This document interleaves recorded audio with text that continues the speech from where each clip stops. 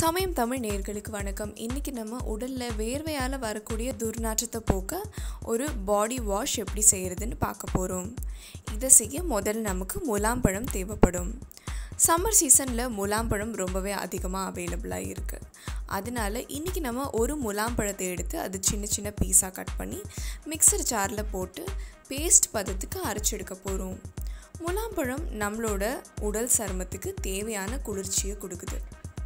இந்த முலாம்பழத்தோட சாறை நம்ம உபயோகிக்கிறதுக்கு முன்னாடி கொஞ்சமாக ஃப்ரிட்ஜில் வச்சு உபயோகித்தோன்னா இன்னும் நமக்கு அது தேவையான குளிர்ச்சியை கொடுக்கும்.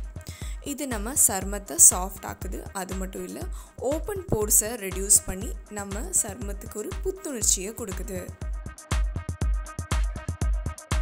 முலாம்பழத்தில் விட்டமின்ஸ் அதிகமாக இருக்கிறனால இது நம்மளோட உடலுக்கு உள்ளூர சாப்பிட்றது எந்த அளவுக்கு பெனிஃபிட்டோ அந்தளவுக்கு டாப்பிக்கல் அப்ளிகேஷனும் ரொம்ப பெனிஃபிஷியல்.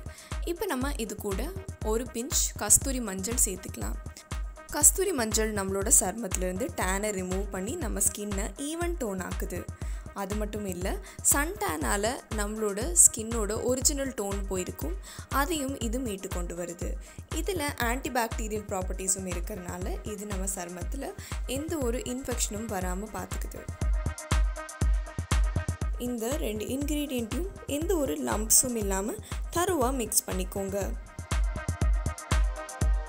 இப்போ நம்ம இது கூட ஆரஞ்சு பீல் பவுடர், அதாவது ஆரஞ்சு பழத்தோட தோலை வெயிலில் காய வச்சு எடுத்த பொடியை இதில் சேர்க்க போகிறோம்.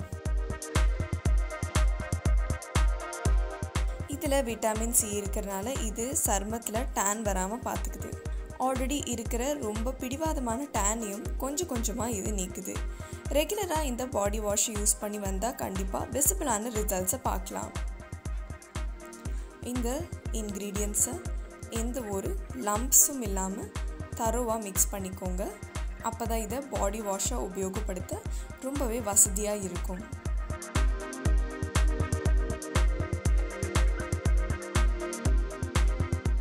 இப்போ நம்ம இது கூட துளசி செடியிலிருந்து வர இலையை பொடிச்சு எடுத்த பொடி, அதாவது துளசி பவுடரை சேர்க்க போகிறோம். துளசி பவுடர் கிருமி நாசினின்னு சொல்லலாம்.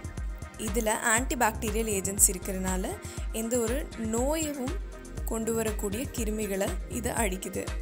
அது மட்டும் இல்லை, இதில் இருக்கிற ஒரு அரோமா, அதாவது ஒரு எக்ஸாட்டிக்கான ஸ்மெல் நம்மளோட உடலில் வேர்வை துர்நாற்றத்தை வராமல் பார்க்குது.